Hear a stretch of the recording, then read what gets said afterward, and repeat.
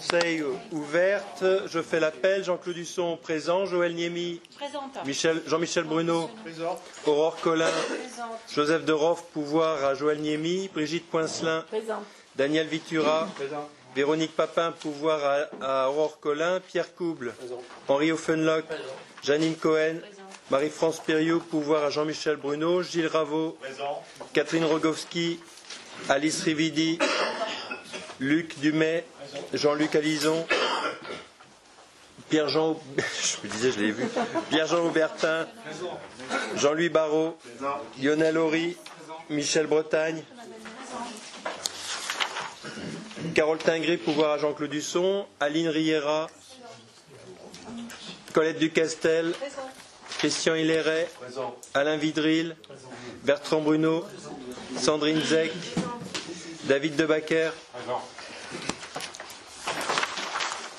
Je vous salue là, c'est la première. On vous a installé officiellement il y a 2 mois, hein, mais bienvenue au sein du Conseil, même si c'est pour une courte durée. Après, je ne sais pas, hein, mais au moins le mandat se termine dans un Conseil. On a encore un Conseil fin février, c'est ça, hein.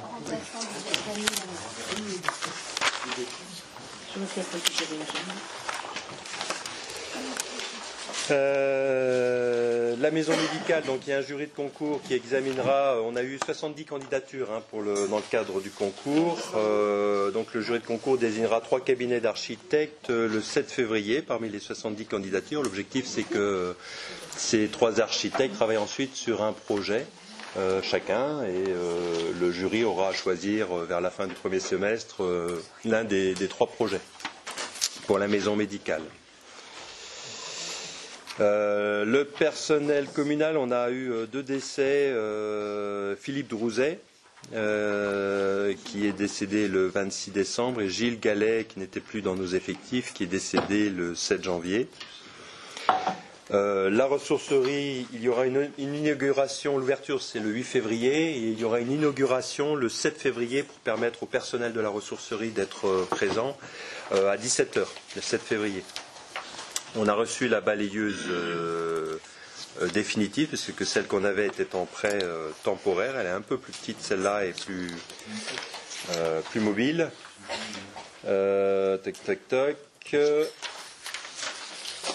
Et puis la médiathèque, on en est à 1000 ouvrages qui ont circulé entre les 9 médiathèques en 3 navettes. Donc c'est un beau succès.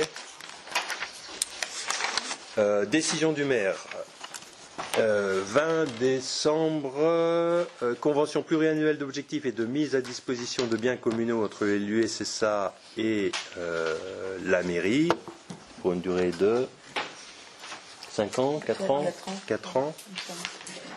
Ensuite, décision numéro 94 qui fixe le tarif de la sortie des 16-25 au Stade de France pour un montant de 10 €. Décision numéro 95 fixant le tarif de la sortie Club Collège Laser Game du 13 décembre, c'est 8 €. La décision numéro 96 fixant le tarif de la sortie Club Collège pour la patinoire de Chartres le 20 novembre pour 2 €. Décision numéro 97, c'est un avenant pour l'assurance de la flotte automobile dans le cadre d'une lot numéro 3 pour 23,55 € TTC.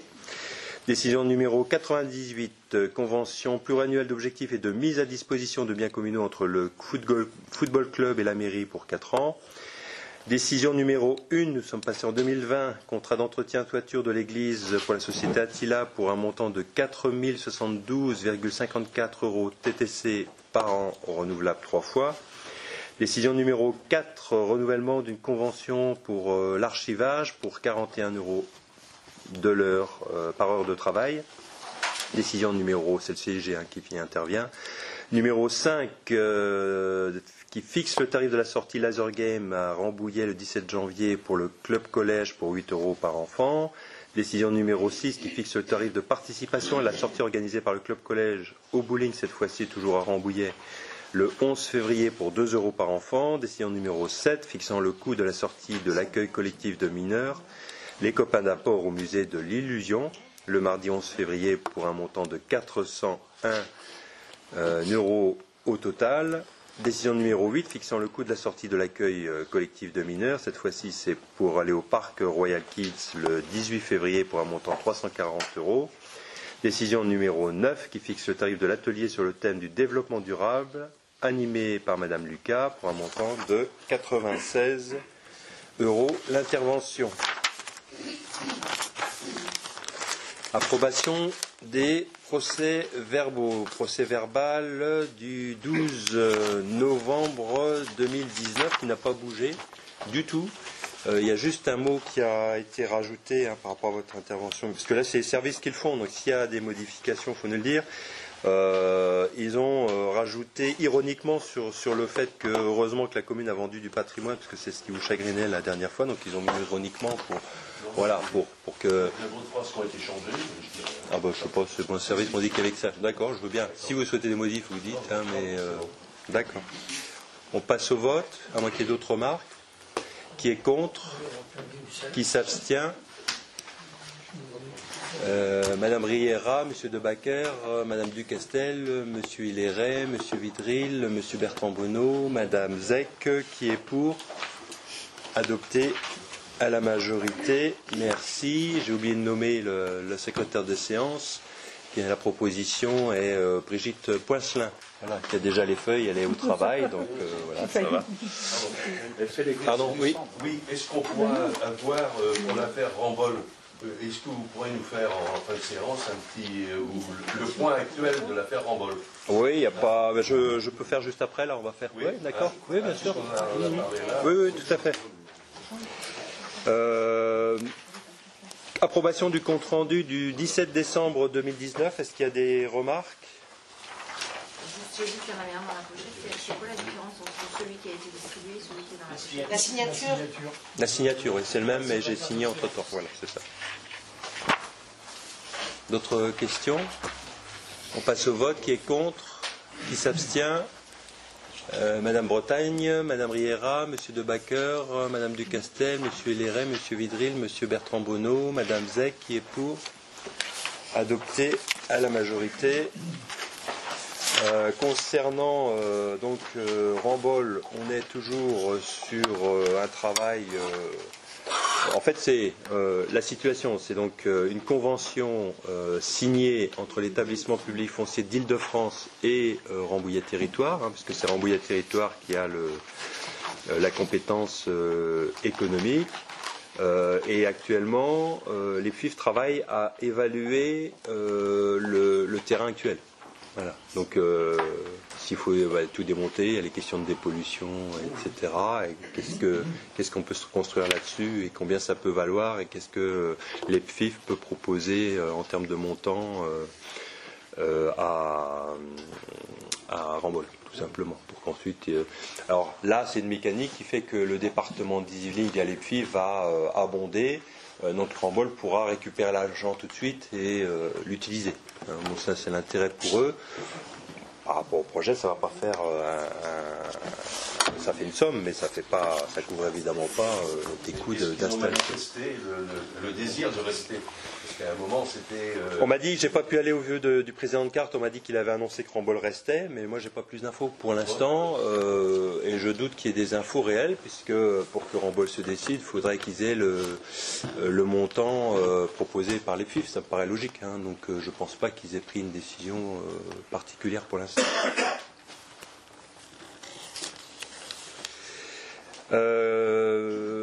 Délibération numéro 1, animation, convention d'objectifs et de moyens conclure avec l'association Jazz à toute heure. Je donne la parole à Monsieur Vitura.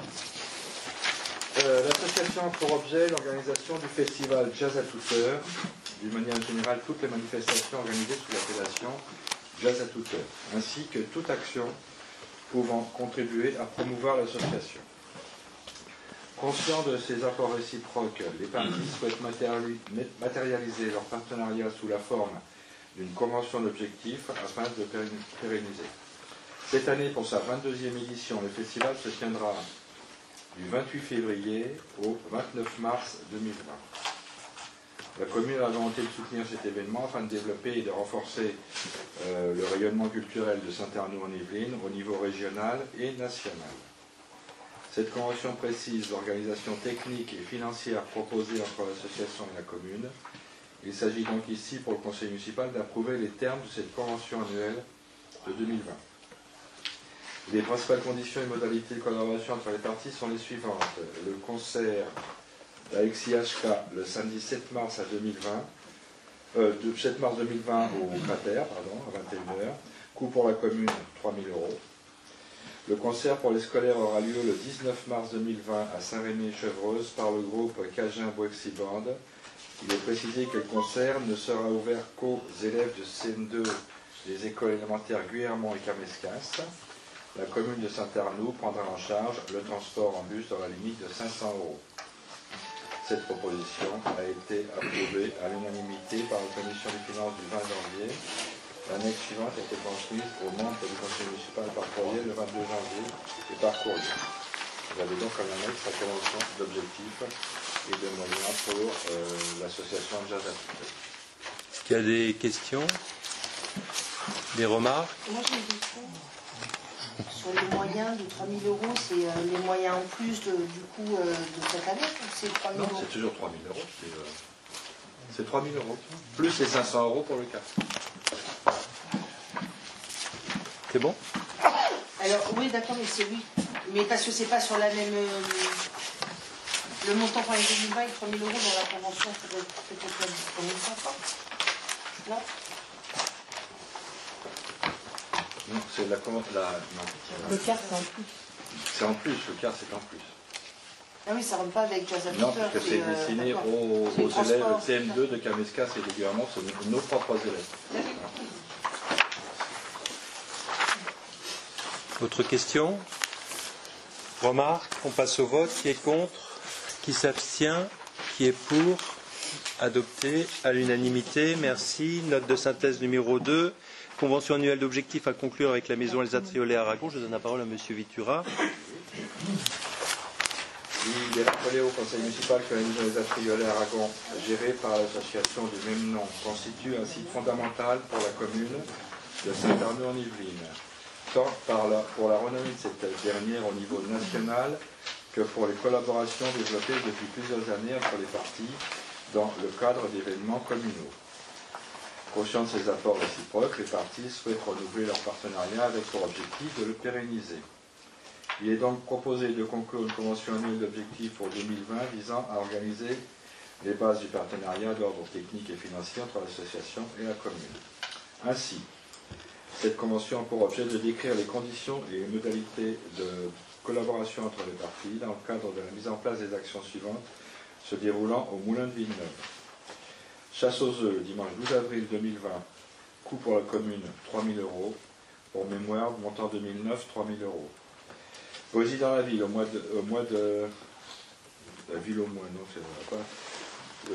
Poésie dans la ville, du 7 mars au 5 avril 2020. Coût pour la commune 5 000 €. Pour mémoire, montant 2019, 5 000 €. Jardin en fête le dimanche 5 juillet 2020. Coût pour la commune 3 000 €. Et pour mémoire, le coût de 2008. Pourquoi 2018 et 2019 3 000 €. Elle vise également à décrire les conditions de soutien général de la commune aux actions menées par l'association via une subvention de fonctionnement annuelle décidée par délibération du conseil municipal. Pour mémoire, 1 375 € pour la délibération du conseil municipal de 1909, du 17 décembre 2019. Et un soutien logistique, mais également les contreparties engageant l'association. Il vous est donc proposé d'approuver les termes de cette convention objectif 2020 et d'autoriser M. le maire à la signer. Cette proposition a été approuvée à l'unanimité par la commission des finances du 20 janvier 2020. L'annexe suivante a été transmise au membre du conseil municipal par courriel le 22 janvier et par courrier. Annexe numéro 1, la convention d'objectif 2020. Est-ce qu'il y a des questions? Des remarques? On passe au vote. Qui est contre? Qui s'abstient? Madame Aurore Collin, qui est pour? Adopté à l'unanimité, merci. Note de synthèse numéro 3, organisation de la course pédestre l'Arnolfienne du 17 mai 2020. Je donne la parole à Madame Poincelin. Oui. Alors, la ville de Saint-Arnaud-en-Yvelines organise le dimanche 17 mai 2020 une course pédestre caritative au profit du Centre communal d'action sociale CCAS. La course comprend 3 distances, 3 km accessibles dès 14 ans, puis 5 et 10 km dès 16 ans. Le départ commun sera donné à 9h30 au stade. Le nombre d'engagés est limité à 250. La commission sport, lors de sa réunion du 4 septembre 2019, propose, comme en 2019, un montant unique du tarif d'inscription par concurrent qui est de 10 €, dont la moitié sera reversée au Centre communal d'action sociale. En contrepartie, le CCAS fournira des bénévoles afin d'assurer la sécurité de la course. Des actions de mécénat seront également sollicitées avec U-Express, Auchan, Rambol, Century 21, Saint-Arnaud Immobilier, tout autre commerce ou entreprises locaux. Les conventions de mécénat seront établies à cet effet avec les partenaires. Il est demandé à l'Assemblée d'adopter le tarif unique d'engagement à l'Arnolfienne de 10 €, de valider le versement au CCAS de 50% du montant total des inscriptions à la course d'Arnolfienne, de valider le règlement de la course, tel que présenté en annexe, d'autoriser Monsieur le maire à signer les conventions de mécénat et tout document nécessaire à la mise en œuvre de cette course. La commission sport a émis un avis favorable en date du 4 septembre 2019. Cette proposition a été approuvée à l'unanimité par la commission des finances du 20 janvier 2020. Les annexes ont été transmises par courriel et par courrier. Vous êtes priés d'en délibérer. Est-ce qu'il y a des questions? Jean-Luc? Je vais juste faire un commentaire parce qu'on avait parlé en commission des finances par rapport au tarif de 10 €, puisque j'ai des questions de savoir si c'était pertinent d'avoir le même tarif pour le 10 km, le 5 ou le 3. C'est vrai qu'habituellement sur les courses à pied, le tarif n'est pas le même selon la distance. En général, 10 € pour un 10 km, c'est le prix qu'on paye. Par contre, c'est vrai que 10 € pour un 5 ou pour un 3 km, ça c'est cher. Donc peut-être là, les prochaines, si on a réfléchi, ça peut-être une modulation de tarif, ça peut peut-être pas être chez les gens. Oui. Il n'y a pas grand monde de 3 km. Oui, je sais, mais c'est peut-être aussi lié au tarif. Je pense. Enfin, ça reste peu, c'est les enfants, c'est les moins de 14 ans. Quoi. C'est vrai que c'est un peu cher, mais c'est un peu compliqué. C'est pour les bonnes actions. C'est aussi une bonne action. Bien sûr, c'est pour une bonne action. Je fais simplement la remarque par rapport au tarif qu'on pratique individuellement. Le week-end dernier, je fais à 24 km. 24 km, c'était 20 €. Et le 12, C'est vrai que pour 3 km, 3 km, ça devrait être 1 €. Je plaisante. on devrait nous payer pour courir. C'est pour ça, en fait. Est-ce que petite question pratique, est-ce que le parcours, il est disponible ou c'est une surprise? C'est toujours le même. C'est toujours le On même. n'arrive pas à varier parce que sinon ça nous entraîne éventuellement sur d'autres communes. Donc demander des autorisations en plus. On a essayé l'année dernière de voir avec l'athlétisme si on pouvait varier, avec Cyril Garnier entre autres, et il m'a dit c'est difficile, sinon il faut partir sur Dourdan, sur d'autres communes, et c'est notre organisation d'autorisation à avoir. Merci. D'autres questions? On passe au vote. Qui est contre? Qui s'abstient? Qui est pour? Adopté à l'unanimité. Merci. Note de synthèse numéro 4, attribution des subventions versées aux associations. Je donne la parole à Madame Poincelin. L'association Photosphère a transmis une demande de subvention qui n'apparaissait pas dans le tableau de la délibération numéro 2019-109. Chaque année, la commune de Saint-Arnaud octroie des subventions à différentes associations pour les aider à fonctionner dans de bonnes conditions. À cet effet, une somme de 110 000 € est inscrite au budget primitif 2020 pour les subventions sur la ligne budgétaire du compte 65-74 subventions aux associations. Il est précisé que la somme proposée pour l'association Photosphère est une subvention provisoire qui correspond à 50% du montant annuel projeté. Les 50% restants seront proposés lors du budget supplémentaire et feront l'objet d'une autre délibération. Ainsi, le tableau ci-dessous retrace le détail du concours proposé en 2020 et rappelle le montant de la subvention allouée en 2019. La commission vie associative du 26 novembre 2019 a donné un avis favorable à cette proposition. Cette proposition a été approuvée à l'unanimité par la Commission des finances du 20 janvier 2020 et les annexes vous ont été transmises. Est-ce qu'il y a des questions? Moi. Oh. Ça n'apparaît pas, la demande de subvention n'apparaît pas dans le tableau de délibération parce que ça arrivait trop tard ou c'est un mauvais? Non, c'est un mauvais fonctionnement. On a supprimé quelques lignes qui étaient à zéro et cette ligne est partie avec aussi. Donc c'est arrivé à temps et il y a une erreur technique. Elle reste quand même donc dans le budget, dans l'enveloppe globale. Oui, ça reste dans l'enveloppe globale. Ça ne fait pas défaut. Non, c'est une erreur technique. On en avait discuté. La ligne a été supprimée dans le tableau. Voilà. Non, mais voilà, je précise que ça avait été délibéré en commission. Est-ce qu'il y a d'autres questions? On passe au vote. Qui est contre? Qui s'abstient? Qui est pour? Adopté à l'unanimité. Merci.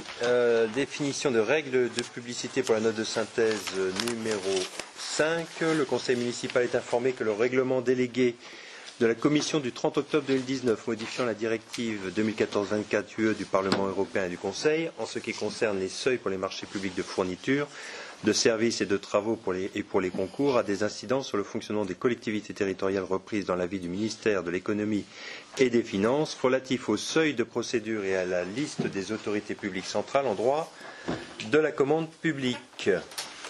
En effet, à partir du 1er janvier 2020, les seuils de publicité sont modifiés par décret. La commune, en tant que pouvoir adjudicateur, peut toujours passer un marché sans publicité ni mise en concurrence préalable en dessous du seuil de 40 000 € hors taxe.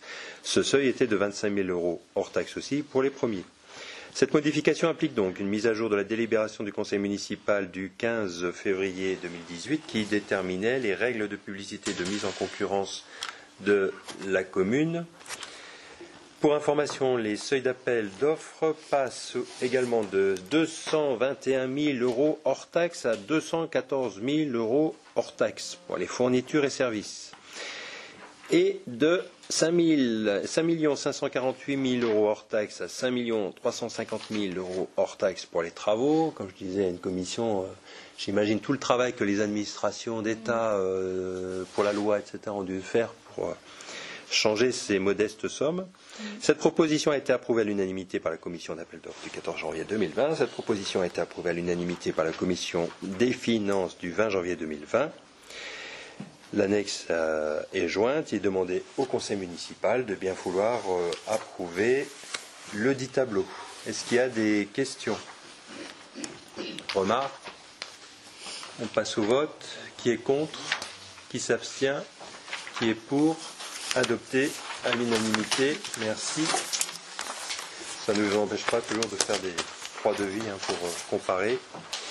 Commande publique, adhésion au groupement de commandes pour la reliure des actes administratifs et de l'état civil. Le CEG Grande Couronne constitue autour de lui un groupement de commandes qui a notamment pour objet la passation pour le compte des membres du groupement d'un marché de prestation de services pour la reliure des actes administratifs et ou d'état civil, opération rendue obligatoire par le décret 2010-783 paru le 11 juillet 2010 pour les actes administratifs et l'arrêté du 22 février 1968 pris en application de l'article 2 du décret 68-148 du 15 février 1968. Le groupement de commandes évite à chaque collectivité de lancer une consultation individuelle et permet d'obtenir des tarifs préférentiels. À cette fin, une convention constitutive de ce groupement de commandes a été établie. Cette convention prend acte du principe et de la création du groupement de commandes. Elle désigne le Centre interdépartemental de gestion de la Grande Couronne comme coordonnateur. Ce dernier est notamment chargé de procéder à l'organisation de la procédure de passation du marché et de procéder au choix du titulaire.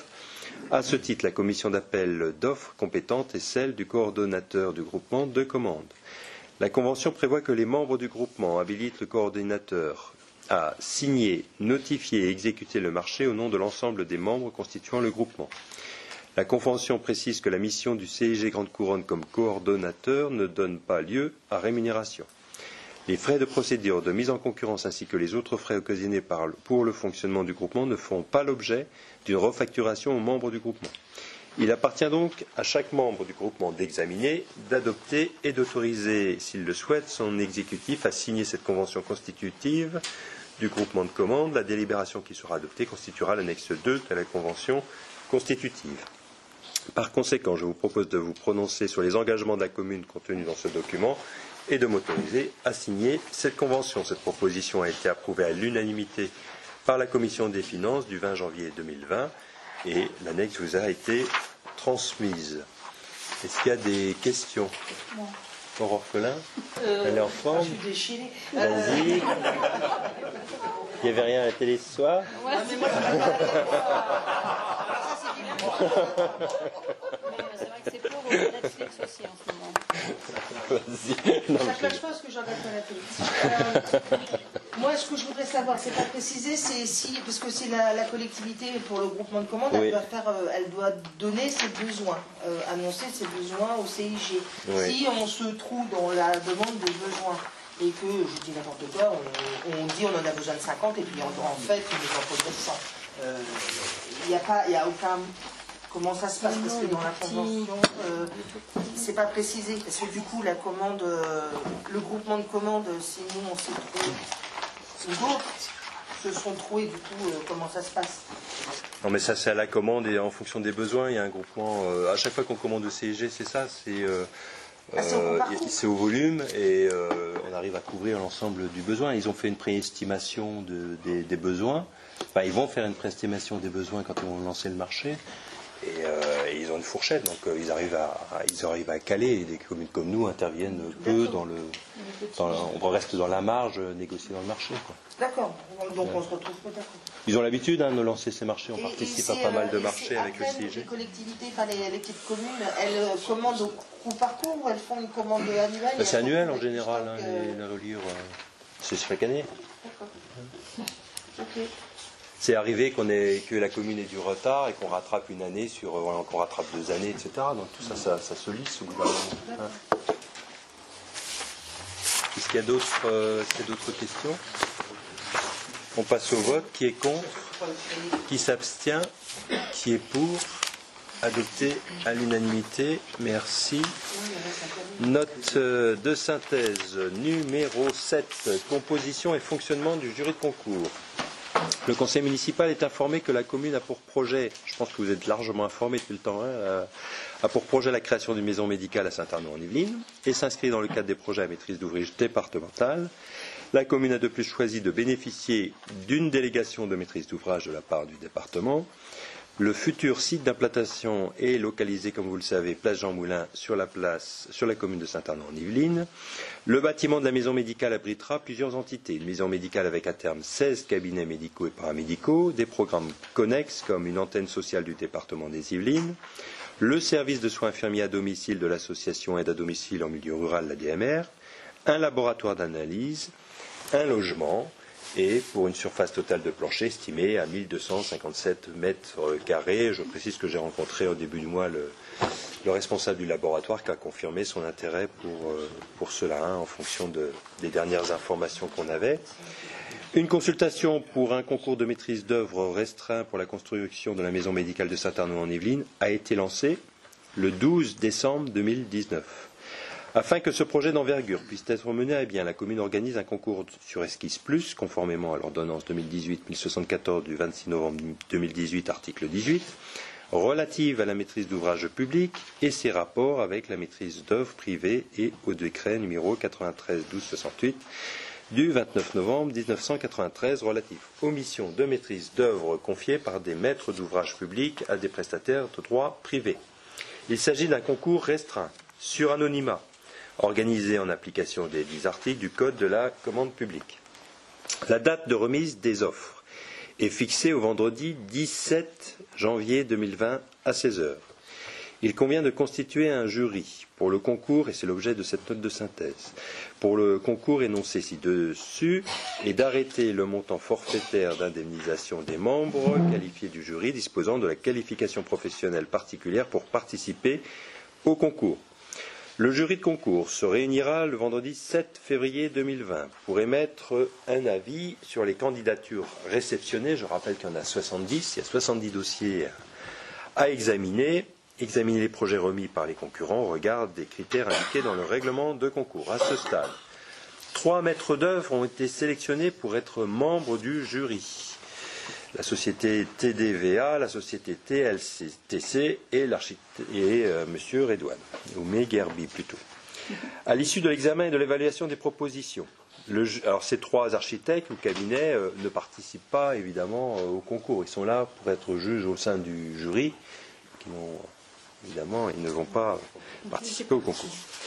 À l'issue de l'examen et de l'évaluation des propositions, le jury procédera au classement des 3 offres. Un marché négocié sans publicité ni mise en concurrence sera conclu avec le lauréat conformément à l'article R2122-6 du Code de la commande publique. Une prime d'un montant de 15 000 € sera versée à chacun des 3 candidats ayant remis une esquisse conforme au règlement de consultation sur proposition du jury de concours et décision du représentant de la commune.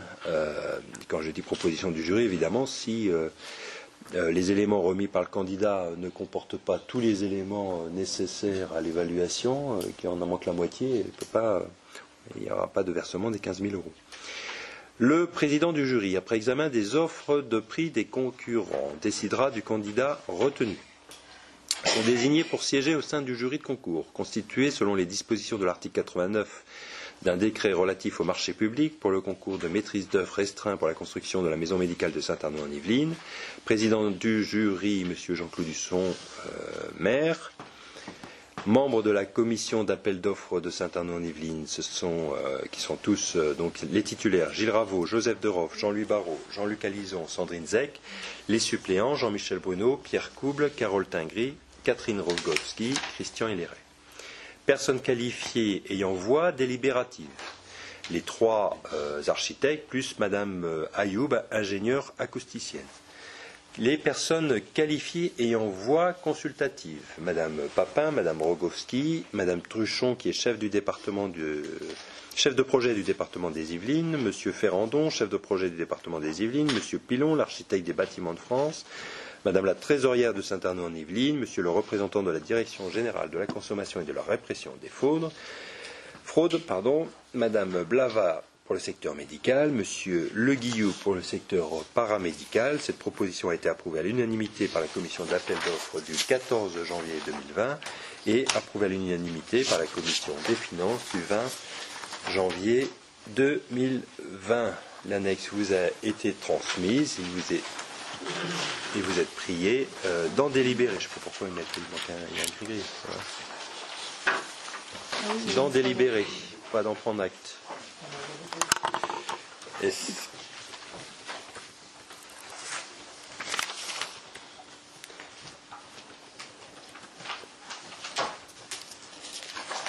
Est-ce qu'il y a des questions? Oui.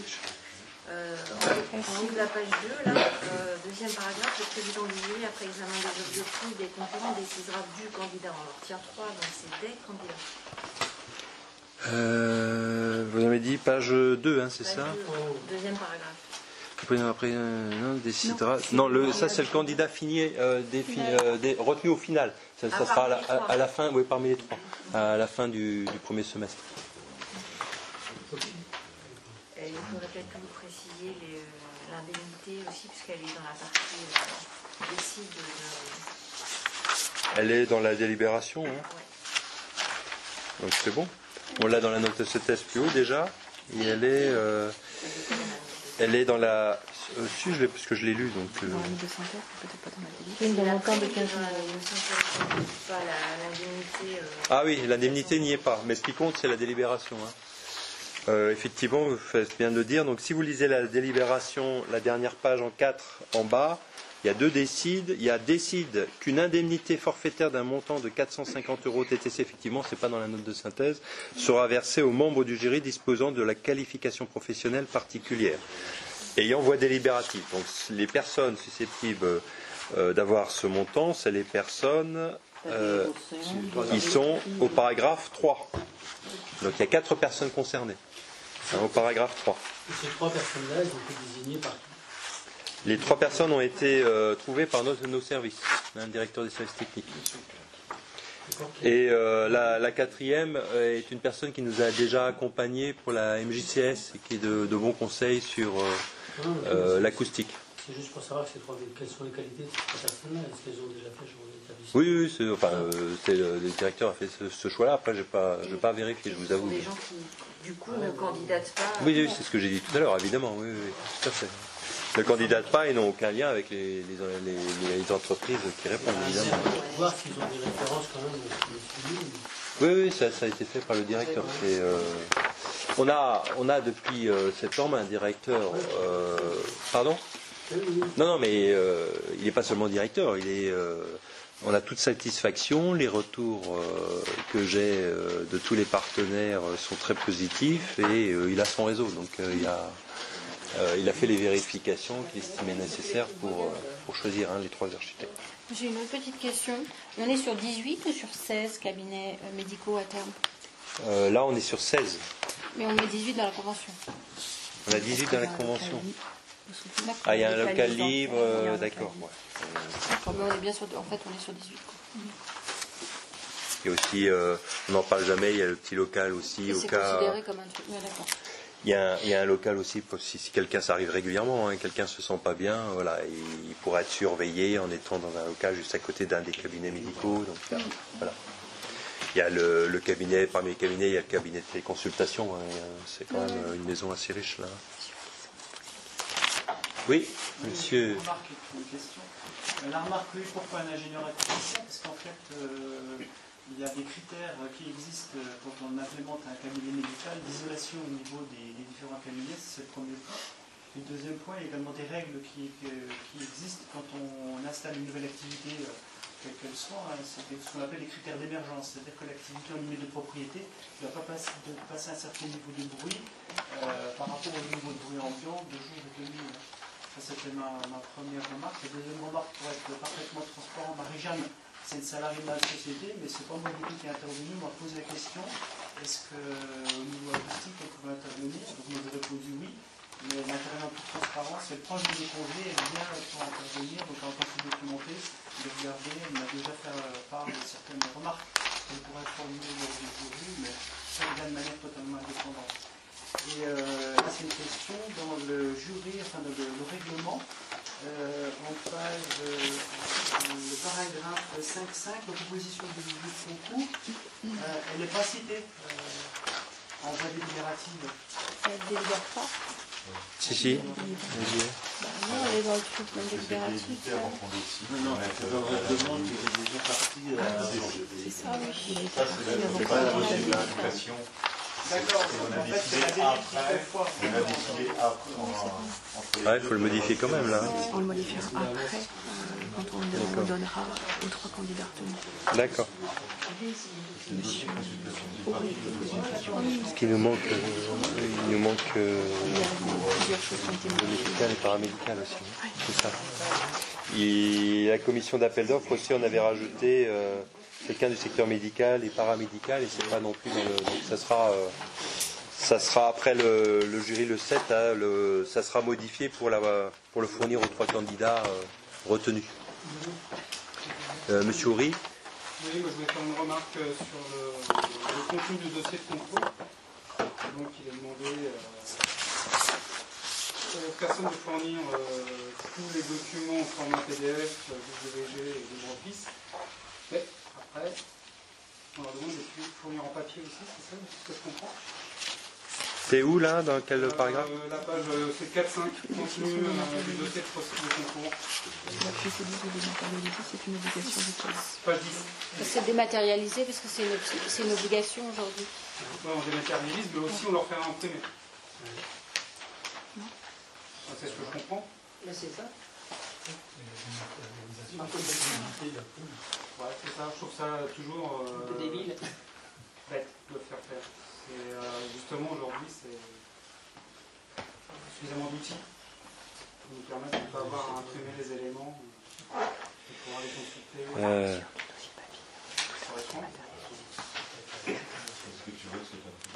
D'accord. Je ne sais pas si c'est imprimé, justement je demande si on n'a pas l'enveloppe anonyme. j'ai l'impression que c'est imprimé. Tout a été. Alors, ce qui est sûr, c'est que c'est passé par nos plateformes. Je rappelle qu'on est adhérent au groupement d'intérêt public Maximilien. C'était pas le seul réponse. L'autre, on en a utilisé un autre. C'était Marché Online. Marché Online. Et sur ces deux plateformes, les réponses ont été envoyées de façon électronique. Aujourd'hui, elles n'ont pas du tout été imprimées. Donc, je posais la question du côté anonyme. Je ne sais pas comment c'est fait. Il faudra regarder, mais tout est électronique là. Donc après le jour le 7, là, comment on va gérer tout ça, tout est projeté. Donc on confirme qu'on n'imprimera pas et que ce sera projeté. Voilà. Donc ils n'auront pas besoin d'imprimer. C'est pour ça que quand je dis ça, j'ai vraiment le sentiment... C'est qu'ils n'ont pas modifié le... Effectivement, on est encore dans des histoires d'enveloppes, mais c'est des enveloppes virtuelles. Voilà. C'est fini. Effectivement, le jour de la MJCS... Ouais, c'est ça. Je sais pas. Parce que là, on n'a pas prévu d'imprimer ou... On n'a pas prévu d'imprimer, donc ce sera électronique, ça va être sympa. 70 dossiers sur la journée, ça va être coton là. 6 minutes par dossier. 6 minutes par dossier. Et vous mangez en 1 heure max. Bon, ça va être chaud. Bah oui, 70 dossiers. Je me souviens déjà à la MJCS, on était à peu près à ce niveau-là. Là, c'était papier et les dossiers partaient dans deux sens. Là, en électronique, tout le monde regarde le même dossier en même temps. On n'a pas la même faculté ou les mêmes intérêts, le même regard. Je ne sais pas comment on va faire. Au moins là, quand c'était papier, je parle techniquement, je ne parle pas de la consommation de papier. Techniquement, chacun s'arrêtait sur soit un aspect graphique, soit un aspect qui l'intéressait. Là, on va tous être sur le même écran et on va tourner les pages en même temps. Et 6 minutes. Là, je ne sais même pas comment faire. Il va peut-être falloir une deuxième journée. Oui, non, mais la grille, elle n'aide pas. Le côté électronique gêne quand même. À mon avis, tu vois, en discutant, je pense qu'on va plus passer 2 jours qu'une journée là. Bon. Oui, c'est ça. Une semaine. C'est pas prévu la deuxième journée pour l'instant, mais bon. On va voir. C'est qu'il y avait une question, je ne sais plus. Il y avait, pardon, Michel. Donc, une prime d'un montant de 15 000 € sera versée à chacun des 3 candidats et ils ont remis une esquisse conforme. Même celui qui sera retenu ? Oui. Non, en fait, c'est déduit de ses honoraires. Non, c'est pas déduit de ses honoraires. Les 3 recevront les 15 000 €, mais c'est de toute façon, que ce soit pas prévu qu'on leur verse pas, mais qu'ils mettent les 15 000 € dans son projet final ou il l'a et puis il ne les met pas dans son projet final, ça revient au même. Je sais pas. Faut pas. Donc c'est bien les 3 qui auront les 15 000 €. Oui. Et c'est un jeu de bascule, de toute façon, entre il ne reçoit pas, mais c'est dans le projet, ou c'est pas dans le projet et il les reçoit. Pardon ? Vous avez prévu combien de litres ? Ça, j'en sais rien. Pascal sort de fil. Là, je suis un peu inquiet, mais bon, on va voir. Pardon ? Ouais, là, c'est bon. Optimiste, là. Optimiste. Il ne faut pas falloir arriver à l'heure avec l'ordinateur pas allumé et pas prêt, parce que ça ne va pas marcher. Ah oui, c'est un démarrage à l'heure tout le temps, on a prévu un quart d'heure de explication. Oui, mais c'est arrivé à 8h pour lancer les machines et tout. Il n'y a pas de présélection. Il y a, non. Monsieur Basco, il a tous les dossiers non recevables. D'accord. Pas avoir le 600. Ah ben non, en fait, il va en rester un.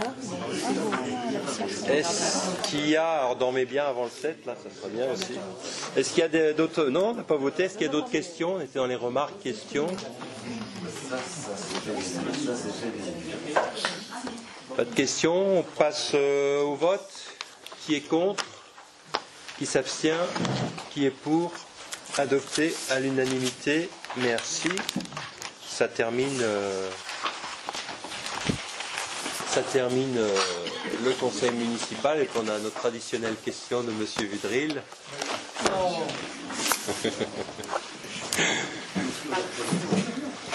me souviens un peu de Monsieur le maire, dans le dernier conseil, nous avons alerté au sujet d'un terrain jouxtant la station d'épuration. Nous avons signalé la présence de produits polluants. Vous avez répondu que vous ne connaissiez pas le propriétaire du terrain, mais que vous avez dit que tous les matériaux stockés étaient neutres. Cela n'a pas été vérifié et cela vous a suffi. Aujourd'hui, nous revenons vers vous avec un éclairage précis. Premièrement, vous trouverez le propriétaire au 53 rue de la Leu. Information obtenue auprès du service du cadastre. Deuxièmement, l'entreprise qui stocke les matériaux est l'entreprise Cité Environnement, 6-12 rue de la Ville de Ravenne. Cette entreprise est devenue aujourd'hui une simple boîte aux lettres. En effet, il n'y a plus de personnel administratif ni de cadre dans ces bureaux. Il ne reste que le chauffeur du poids lourd qui fait les allers-retours sur le terrain jouxtant la station et un ouvrier. Troisièmement, le portail du dit terrain est ouvert 24 heures sur 24, permettant à chacun d'y pénétrer et aux enfants d'y jouer. Quatrièmement, 4 photos en pièce jointe montrant les stocks polluants. Photo numéro 1.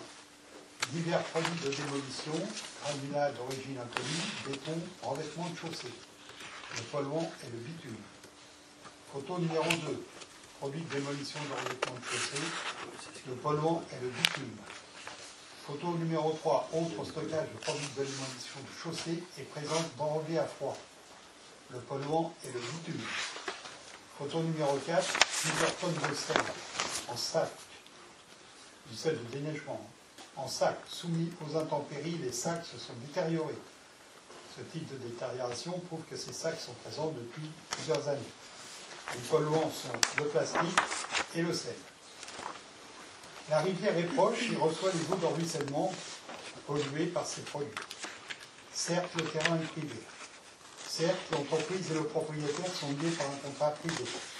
Certes, la rivière est gérée par un service qui n'est pas communal, mais nous vous demandons d'intervenir auprès de tous, car la pollution créée est publique.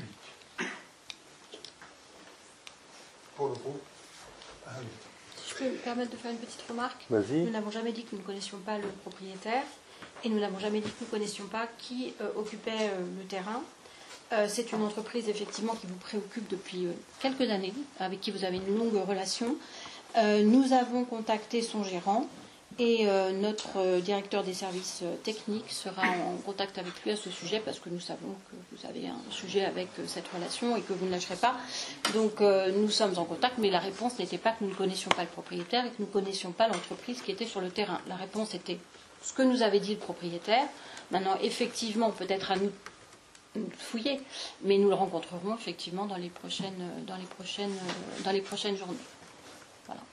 Mais je sais que vous avez un sujet avec cette entreprise, vous les connaissez très très bien, et vous avez depuis 2-3 ans un sujet quand même avec cette entreprise. Bon, voilà, il y a un sujet que je ne comprends pas complètement, mais que vous avez emmené sur le territoire, que vous connaissez très bien, avec qui vous avez eu des relations très privilégiées, que nous avons nous cassées d'ailleurs. Et voilà, donc nous continuerons effectivement à enquêter, mais je voulais dire que la réponse n'était pas que nous ne savions pas qui était sur le terrain et que nous n'étions au courant de rien. Mais effectivement, nous n'avons pas testé les matériaux qui étaient sur ce terrain. Voilà. Petite parenthèse, comment vous pouvez dire que vous avez cassé les relations avec cette entreprise alors qu'elle a obtenu plusieurs marchés auprès de la commune des marchés, ces derniers mois et on n'a pas cassé la relation avec cette entreprise. Il y a eu une relation quand nous sommes arrivés en mairie. Il y avait effectivement une relation particulièrement privilégiée, peut-être de bonne foi. Hein. Je ne dis pas. Les personnels qui travaillaient... Non. Aujourd'hui, il y a des marchés et il n'y a pas de relation privilégiée avec cette entreprise. Voilà. C'est tout. Et ça n'a rien à voir avec ça. Mais néanmoins, ça n'a rien à voir avec ça. Mais le sujet revient souvent avec cette entreprise et au bout d'un moment, c'est vrai qu'on commence à se poser des questions. Mais c'est pas grave. Nous enquêterons auprès de M. Boroni, qui pour moi est aujourd'hui le gérant de l'entreprise. Je ne sais pas si c'est une entreprise fantôme, c'est le gérant aujourd'hui. Effectivement, Cité Environnement telle qu'elle a disparu. C'est aujourd'hui TPE ou je ne sais pas quoi. Donc nous aurons des contacts directement avec M. Boroni, qui est le gérant, pour savoir un petit peu ce qu'il en est, quel est l'avenir de l'entreprise sur la commune, comment il souhaite gérer. Voilà, mais j'en sais pas plus aujourd'hui. Monsieur Vidril. Alors, vous dites que j'ai un sujet avec eux, je n'ai pas de sujet. Que, fut un temps, j'ai eu des contacts avec ces gens-là, j'ai eu des contacts pour réaliser des choses, mais pas pour polluer. J'ai toujours été contre ce terrain, sert à faire du stockage d'éléments pour du chantier. Je pense que c'est le cas. Il n'y a rien à dire là-dessus. Je parle que des produits polluants, des produits qui sont déposés là en décharge, alors que les gens qui ont passé des marchés avec eux, c'est pas que Saint-Arnoux, hein, il y a d'autres communes, ou les syndicats, ils ont passé un marché pour faire des démolitions, pour plusieurs choses, et ces gens-là ont payé l'évacuation de décharge. Les matériaux ont été amenés ici, ce n'est pas une évacuation en décharge. Très bien. Nous, aujourd'hui, on n'est pas au courant de leur fonctionnement. Je n'ai rien contre l'entreprise, hormis qu'elle doit faire son travail correctement. Très bien. Quand elle est payée pour mettre en décharge, elle doit emmener en décharge. Et donc, ce sont des produits polluants, et ce sont donc des décharges autorisées pour cela. Et M. Pasco est en contact aujourd'hui avec le gérant, et nous verrons exactement ce qu'il en est, et nous poserons les questions. L'information que l'on vous a donnée en question écrite, elle date de plusieurs mois. Il y en a pour une journée à régler le problème. Oh, des problèmes faciles à régler en 2 heures, on en a plein. Hein. C'est pas... Donc après, c'est une question de gérer les différentes priorités. Monsieur Alizon. Juste une remarque, je viens de regarder sur société.com, la société existe toujours, hein, elle a que 10 salariés, plus d'1,1 million de chiffre d'affaires, mais elle est en perte. Elle est restructurée, c'est-à-dire que Cité Environnement aujourd'hui n'existe plus, effectivement. Oui, mais ils ont gardé la marque. Ils ont gardé la marque, mais elle n'existe plus. Et aujourd'hui, c'est sous l'entreprise TPE qui est dans l'Essonne. Hein, c'est eux aujourd'hui qui gèrent, donc c'est une autre gestion. Est-ce que c'est une entreprise fantôme, entre guillemets, j'en sais rien. Oui, mais on sait qu'il y a du retard de personnel. Il n'y a plus de personnel depuis le mois de décembre 2019. Abandonné. On remet les gérants depuis que...